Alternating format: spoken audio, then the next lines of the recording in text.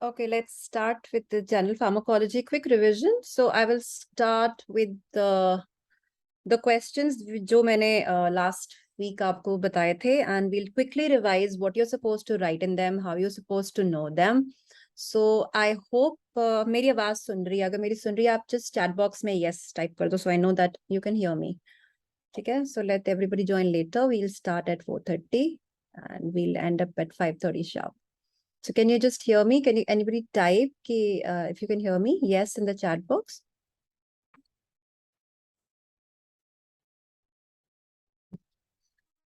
Yes, thank you. All right. Okay. So see, whatever the questions I'm going to discuss, which were there in the previous जो मैंने day wise, let's go day wise. So day one में आपको मैंने बोला था कि what are the important questions जो आपको पूछते हैं, and that is like on the types of drugs nomenclature. हम डिटेल्स नहीं करेंगे. I'll just tell you important points जो आपको एग्जाम्स में लिखने हैं, जो आपको आने चाहिए. First, essential drugs orphan misbranded का मतलब क्या होता है? Spurious, me too, drug labels, prodrugs. Because अब एमसीक्यूज आने शुरू हो गए हैं, so they can ask you.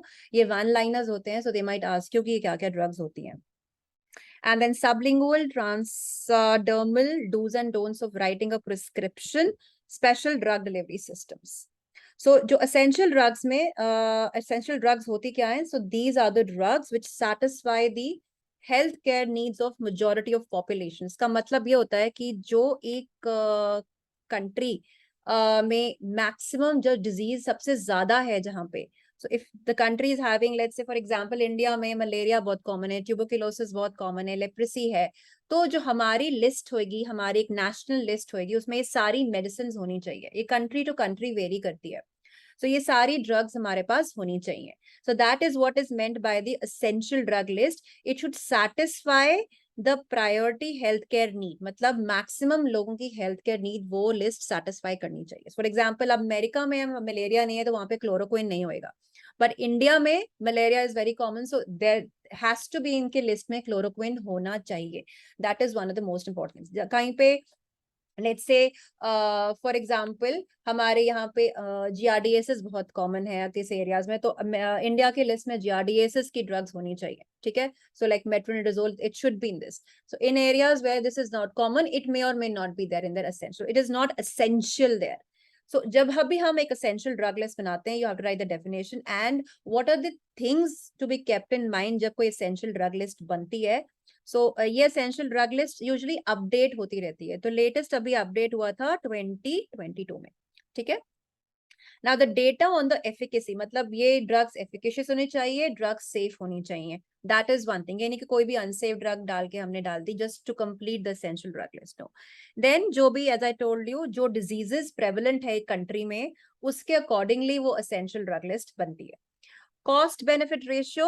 Cost, अगर कोई चीज एक्सपेंसिव है पर हमें लगता है कि उसका बेनिफिट उससे कॉस्ट से कहीं ज्यादा है, सो समटाइम्स कोई कैंसर है, एंटी कैंसर ड्रग्स हैं, सो इसका benefit is much more. It can expensive, but अगर वो नहीं होएगा तो patient will die. So we have to take care of that also. ऐसा नहीं कि दो ऑप्शंस अवेलेबल हैं और एक बहुत एक्सपेंसिव है और एक रीजनेबली एक्सपेंसिव है या रीजनेबली चीप है, तो हमें एक्सपेंसिव ड्रग नहीं डालनी है उसमें. हम ऑलवेज चीपर ड्रग प्रेफर करेंगे.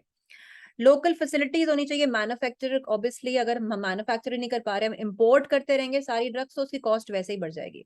सो देयर शुड बी फैसिलिटीज कि वो ड्रग्स इंडिया में मैन्युफैक्चर होने की क्षमता रखती है. Single compounds always are preferred, and in case single compounds are not effective, then you go to fixed dose combination. So mostly आप देखोगे essential drug list में single compounds ही पहले हम डालते हैं. जो combination it's very rare. And it's a continuous process. It will always keep on updating after few years, because depend करता है कई बार new drugs आ जाती हैं, कई बार कोई diseases और आ जाती हैं, या कोई disease हमें eradicate कर, जैसे small pox eradicate हो गया तो उसकी drugs अब रखने की जरूरत नहीं है. So it is a continuous process. So ये सारा चीज है which is about the essential drugs.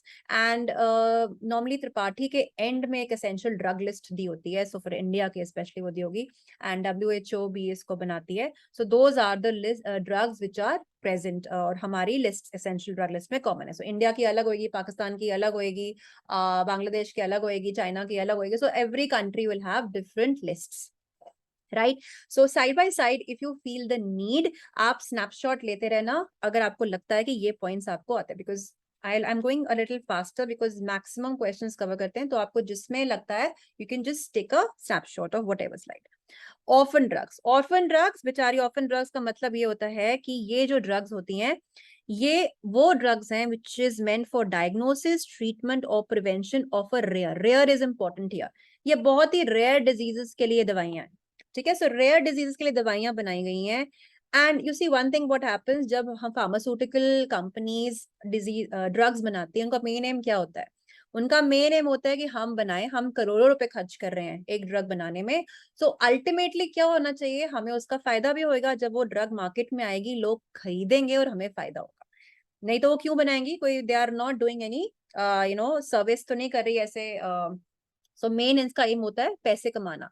तो पैसे तभी कमाएंगे जब वो डिजीज इतनी कॉमन होगी कि उनकी दवाइयों की बिक्री, उनको पता है कि हम इतनी दवाइयां बेचेंगे और हमारे को फायदा होगा, तो उनकी सारी कॉस्ट धीरे धीरे धीरे रिकवर हो जाती है. और आपको पता है जब भी नई ड्रग आती है मार्केट में, पहले उसका पेटेंट होता है, वो कंपनी का हक होता है कि पहले 10-20 साल हम ही बना सकते हैं वो दवाई, और कोई कंपनी उसको नहीं बना सकती. तो वो 10-20 साल उनकी मोनोपोली होती है उसपे. तो that is the maximum time period जहां पे वो अपना cost of this thing recover कर सकते हैं. उसके बाद बाकी कंपनीज भी उसी सॉल्ट को बना सकती है अंदर different names, brand names, but patent तक they can earn the maximum.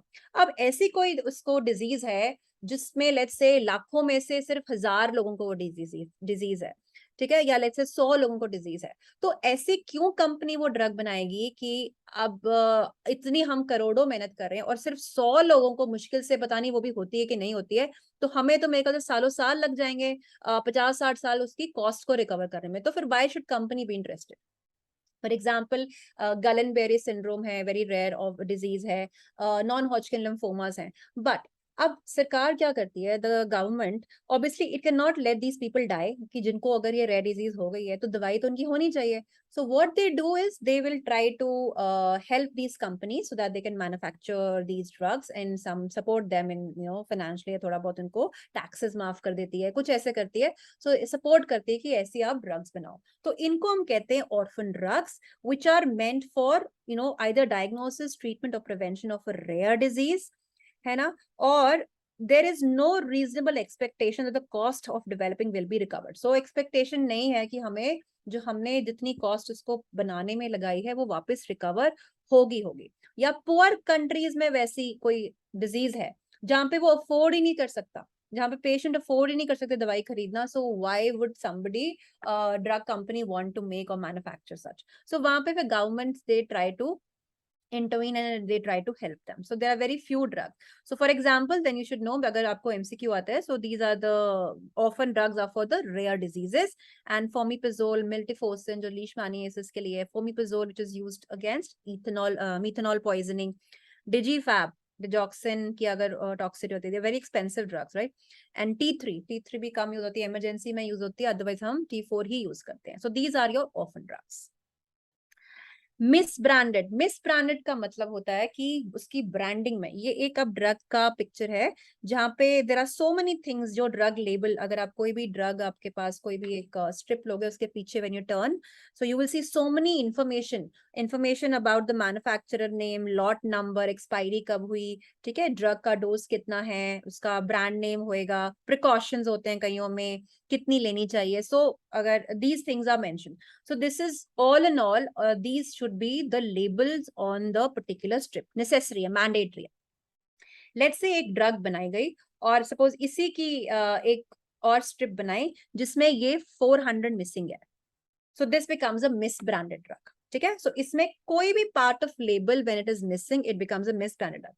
ये मिसिंग है या ये मिसिंग है, anything is missing, that becomes a misbranded drug. So one of the components of the label is missing. This is known as your misbranded drugs. Then उसके comparison में there is something called as spurious, और इसको counterfeit drugs भी कहते हैं. spurious, me too different है, let's talk about this. spurious या counterfeit drugs कौन सी होती हैं? spurious या counterfeit drugs वो drugs होती हैं जो ड्रग का ऊपर लेबल कुछ और है, ड्रग उसके अंदर कुछ और है. So for example let's say एक कंपनी है, ड्रग मैन्युफैक्चरिंग कंपनी, वो 2 ड्रग्स बनाती है, एक एस्पिरिन बनाती है और एक आइबुप्रोफेन बनाती है, ठीक है। सो दोनों सिमिलर लुकिंग टैबलेट्स हैं। तो पहले एस्पिरिन बन रही थी, और वो जो वो एस्पिरिन वो मशीन्स वगैरह बनाते हैं और उसको हम एक कंटेनर में इकट्ठा कर लेते हैं, इस पे लिखा है एस्पिरिन वैसे, तो ये एस्पिरिन इसमें इकट्ठी हो जाती है। फिर एक और मशीन उसके पीछे बनती है, उसके पीछे बननी शुरू हो जाती है आइबुप्रोफेन, और उसके कंटेनर में आइबुप्रोफेन लिखा है। सो पहले मशीन ये ड्रग्स बनेंगी, अल्टीमेटली ये पैकेज होंगी। सो ये ड्रग्स बन गई, so let's say they are going one after the other. Now somehow they are same similar looking, और गलती से जब स्ट्रिप इसको बनानी थी, स्ट्रिप के अंदर पैक होनी थी, ये इधर चलेगी और ये इधर चलेगी, गलती से कंटेनर एक्सचेंज हो गया, और जब पैक हुआ तो ये पैक हुआ आइबुप्रोफेन का स्ट्रिप एक्चुअली, पर अंदर एस्पिरिन हो गई, और इसमें स्ट्रिप बाहर है लेट्स से एस्पिरिन का, और अंदर इसके आइबुप्रोफेन चलेगी। तो this is a spurious drug, that means label is of aspirin, the अंदर ड्रग इज आइबुप्रोफेन, या लेबल इज ऑफ आइबुप्रोफेन, अंदर ड्रग इज एस्पिरिन। तो ये गलती हो गई है इन द मैन्युफैक्चरिंग कंपनी, और ये पकड़ में कब आएगी? लेटर ऑन, वेल ये मार्केट में चले जाएगी, पेशेंट को एस्पिरिन प्रिस्क्राइब होएगी, उसको साइड इफेक्ट्स आएंगे या उसको इफेक्ट ही नहीं आएगा। सो लाइक दैट्स एक एस्पिरिन बन रही है, उससे पेशेंट को फॉर स्ट्रोक उसका वो एंटीप्लेटलेट इफेक्ट ही नहीं आ रहा होगा, फिर वो डॉक्टर के पास जाएगा, डॉक्टर देखेगा इसको क्या हो रहा है, वो रिपोर्ट करेगा, तो ये ऐसे पकड़ी जाएंगी, फिर ये बैच वापस ले जाया जाएगा। तो this is how we have to be, the companies have to be so careful when they are making these drugs. So these are called as spurious or counterfeit drugs. Then me too drugs. Me too drugs होती हैं like already drug exist करती है. For example, I'll take an example of a drug called as omeprazole. Omeprazole is a proton pump inhibitor, ठीक है, so it can be used in ulcers and GERD and all. अब omeprazole available है, अच्छी खासी काम कर रही है, बट दूसरी कंपनी ने सोचा मैं बनाती हूँ एस ओमीप्राजोल, ठीक है। सो मैंने बनाई भाई एस-ओमीप्राजोल, कोई खास फर्क नहीं है दोनों में, ठीक है, सिर्फ कॉस्ट का फर्क होगा, या कंपनी दूसरी है उसने भी लेके आए। अब वो मी टू मतलब है कि मुझे भी ले लो, ठीक है, so take me also. So option है, आप ओमिप्राजोल लो, एसोमिप्राजोल लो, आपस में there is no difference. Similarly cetirizine है, लीवोसेट्रिजीन है, कहते हैं कि there is a difference in the sedation, और बट एक्चुअली कोई खास फर्क नहीं है, ठीक है। लोराटिडीन है, डेस्लोराटिडीन है, सो सिमिलर ड्रग, एक ही ड्रग है, दूसरी कंपनी ने उसका थोड़ा नाम चेंज करके बना दिया है, but there is hardly any difference in between the two ones. So these are called as me too drugs. This is the difference between me too drugs, spurious, counterfeit, और एक हो गई misbranded. There's another entity which is called as adulterated drug. वो भी आता है कहीं, what is adulterated drug?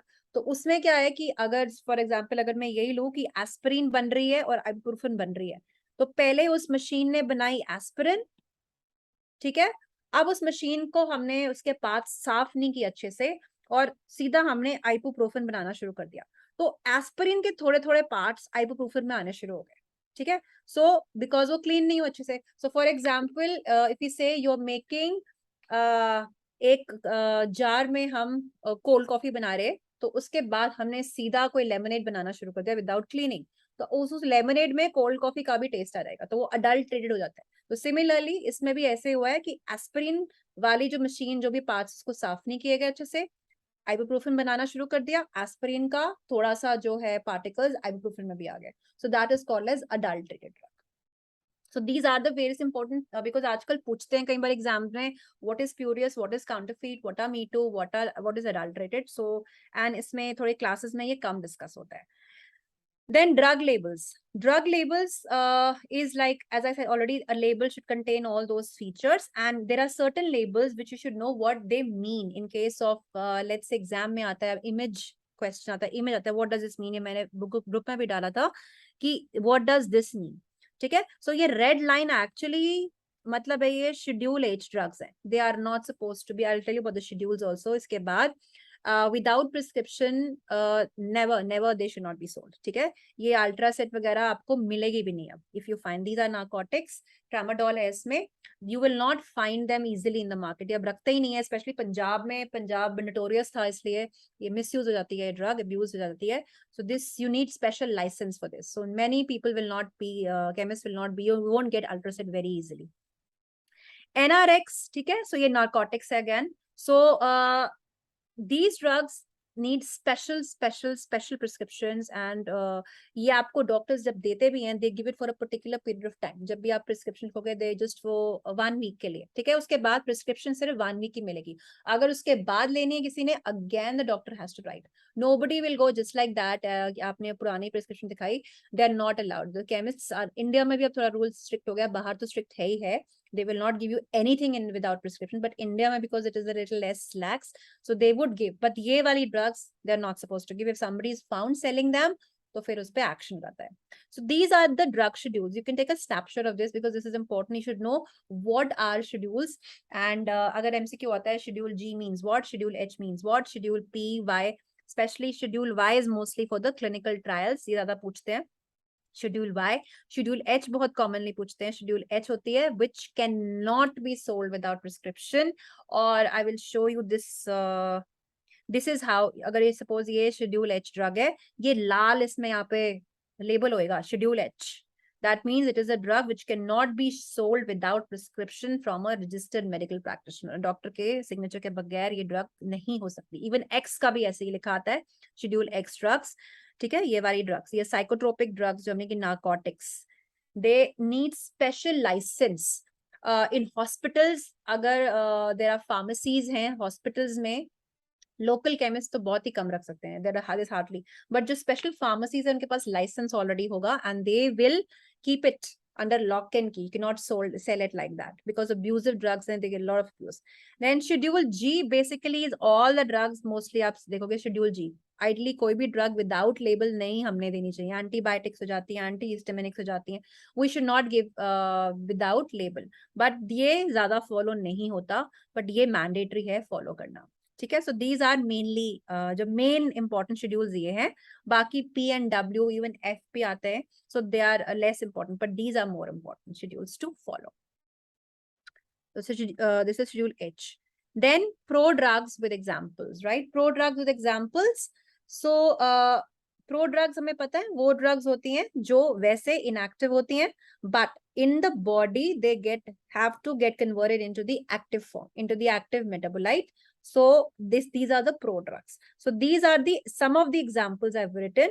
So you should know at least 5-6 examples. Levodopa gets converted into dopamine because levodopa akele, it is not any active entity. It needs to be converted into dopamine, and dopamine can only enter the brain, not enter the brain. In the brain they are used for Parkinsonism. अगर ये बाहर convert होगी तो dopamine तो enter ही नहीं कर पाएगी brain में.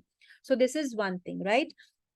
Enalapril converts into enalaprilat. So this is an ACE inhibitor. Dipivefrin, epinephrine.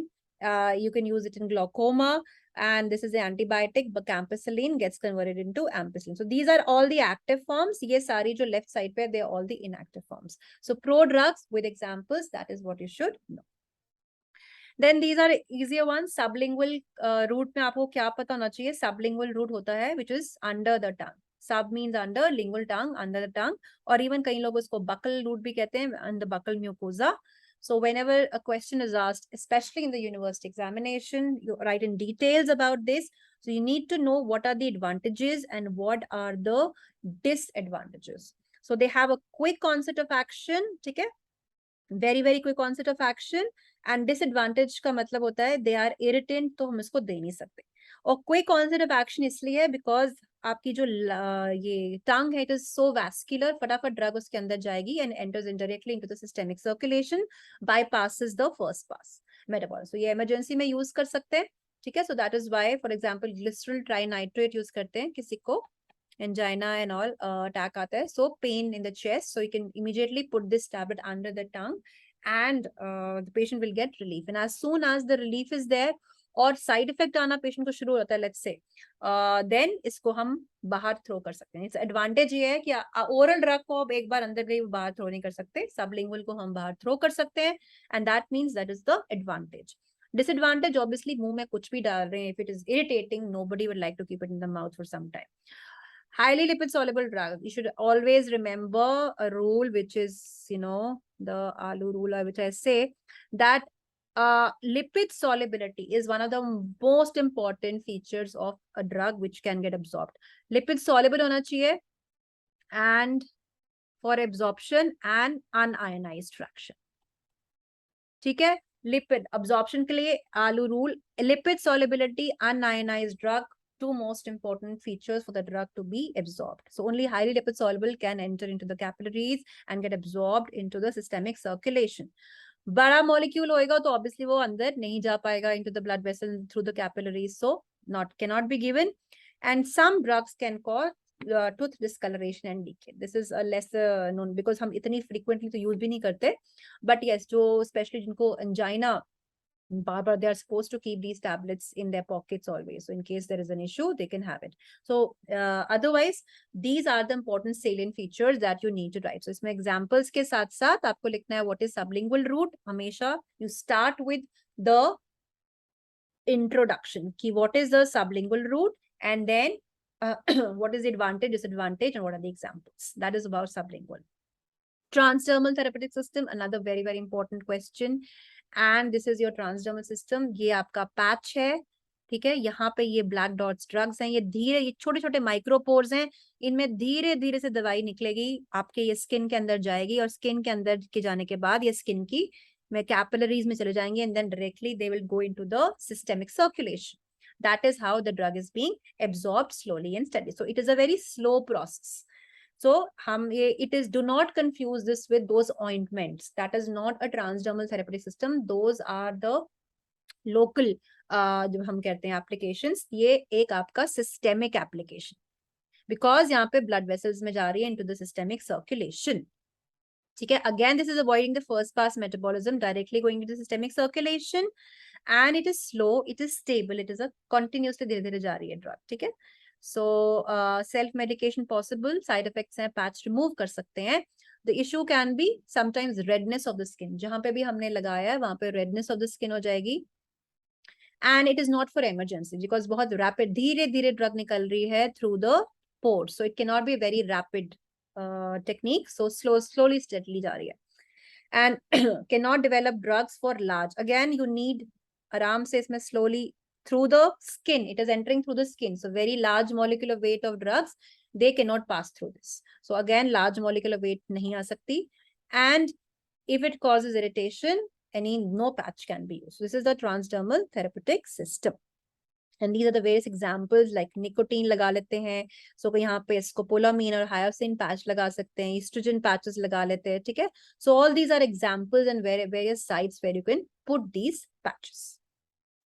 Then there was safe writing rules of prescription. So what is a prescription? Which is the written, instruction which is given by the doctor to the patient. For that, patient can take it to the chemist and उसको कर सकता है कि what are the drugs. So उसमें safe कुछ rules दिए हैं prescription के. So आजकल prescriptions के बारे में पूछते हैं काफी ज्यादा कि what is a good prescription, what is not a good prescription, what are the important things for the prescription. So definitely writing अच्छी होनी चाहिए. Good writing, legible handwriting, that is one essential rule of prescription.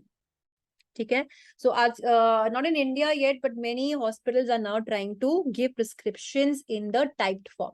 तो वहाँ पे legibility जो कि doctors की handwriting is known to be notoriously bad. तो कई बारी वो पढ़ नहीं पाते जो chemists होते हैं, तो गलत drug चला जाती है कई बारी. So इसलिए अब आजकल they try to print it or type it out so that it is easier to understand. उसको हम समझ सकते हैं easily. ठीक है. अब there are certain things कि हमें क्या होना चाहिए जब भी हम कोई दवाई लिखते हैं. So एक तो legibly लिखना चाहिए, प्लस अगर उसकी डोजेज है, जैसे ये डोजेज है 10 मिलीग्राम 10, ये बहुत पास है. They say कि whenever you write a prescription, there should be a gap between the number and the unit. ठीक है. और अगर हमने 10 डॉट मिलीग्राम लगा दिया, so that is not the correct way of writing this. और ठीक है ना, ऐसे. So it should be this. And abbreviations आजकल मना हो गए. So you should not write the abbreviations because patients don't understand abbreviations. So 10 milligrams is this one. Trailing 0, that means 2.0 is avoided because sometimes ये point miss हो जाता है और 20 milligrams one can read because sometimes किसी की ink खत्म हो गई. ठीक है. या कोई ऐसे स्ट्रिप ऐसे लिख रहा है उसकी लाइंड वाली प्रिस्क्रिप्शन स्लिप है, तो उसने 2.0 लिखा या पॉइंट नजर ही नहीं आ रहा, तो लगेगा कि 20 मिलीग्राम. तो अब फॉर एग्जाम्पल डिजॉक्सिन है 0.5 में देते हैं, तो अगर डिजॉक्सिन का 0.5 ऐसे लिखा गया, पॉइंट तो नजर ही नहीं आ रहा, तो 5 मिलीग्राम्स का लेगा. And you see that 0.5 milligram digoxin is known to cause ventricular arrhythmias and all those toxicity. तो कितना भारी नुकसान हो जाएगा पेशेंट को. So always you should never write this, simply write 2 milligrams. Point लिखने की इसमें जरूरत ही नहीं है.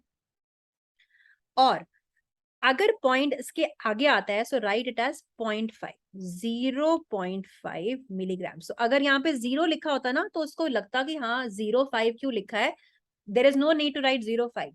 ठीक है, सो 5 ही लिखेंगे, तो फिर then there is a chance कि यहाँ पे पॉइंट हो सकता है. So this is another thing. Leading zero should be always, there should be a point in between this.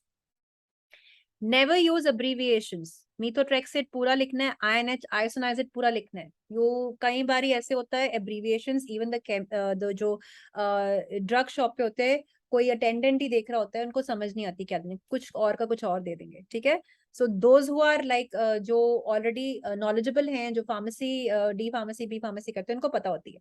But if they have employed people to take out the medicine, उनको train किया होता है, भाई आप ये ले आना, पर उनको नहीं समझ आती कि ये क्या लिखा गया है, so they will make mistake. So patient को कुछ और चला जाएगा. तो इस करके never never write abbreviation. So अगर कोई अब्रीविएशन में आपको ऐसे आता है करेक्ट अब्रीविएशन और वहां पे शॉर्ट फॉर्म है या अब्रीविएशन है, that you have to correct it into a full form. Units always have to be mention, जो भी है मिलीग्राम्स है, ये है इंटरनेशनल यूनिट, IU लिखना है. So all this. आजकल दे ऑल्सो से दैट दो this is a standard abbreviation, ये गलत नहीं है, but sometimes patients do not understand. So what the doctors do sometimes is like ODM, morning में लेनी है तो वो ऐसे बना के ऐसे कर देते हैं. इट मीन्स की टैबलेट एक बार लेनी है. BD लेनी है सुबह शाम, तो ऐसे बना के ऐसे. सो गोले का मतलब है कि उसने दवाई लेनी है. सो दिस इज बेटर है कि आप ट्वाइस डेली लिखो. सो इन केस कोई लिखता ऐसे है, तो फिर ये बना के पेशेंट को समझाना जरूरी है. तो ये है, these are some writing rules for prescription. ठीक है. Again, you have to write one size dosage. You always have to mention the dose, because अगर एक ड्रग है 20 मिलीग्राम मिलती है, 40 मिलती है, 100 भी मिलती है, अगर आप अकेला फ्रूसमाइड लिखोगे तो द केमिस्ट और जो ड्रग दे रहा है वो अपनी मर्जी से ड्रग दे देगा. ठीक है. So again you have to mention the dose. Without dose not acceptable. And usually there is, कहते हैं कि अगर body of prescription, let's say ये 3 दवाइयां लिख दी हैं और यहाँ पे साइन होने चाहिए, क्योंकि अगर साइन इधर होते हैं तो कई बार जो अब्यूज पेशेंट होते हैं, जो जिनको कुछ अब्यूज करने की आदत होती है, तो यहाँ पे वो अपनी मर्जी से एक और ड्रग लिख सकते हैं. सो आइडली दे से when you right this, either you एक लाइन ड्रॉ करके एंड देन यू साइन. ठीक है. So this is another way of safe writing a prescription. So they should be legible. Patient का सारा डिटेल होना चाहिए, पेशेंट का नेम, पेशेंट का एड्रेस, एज अगर बच्चा है, एंड डोजेज रेजीम कैसे दे रहे हैं. ठीक है, हम मॉर्निंग इवनिंग दे रहे हैं, for how many days, everything needs to be mention. Directions for use and signature of the person who is giving the writing the prescription, everything needs to be mentioned. ठीक है. So this is one of the example of a good prescription.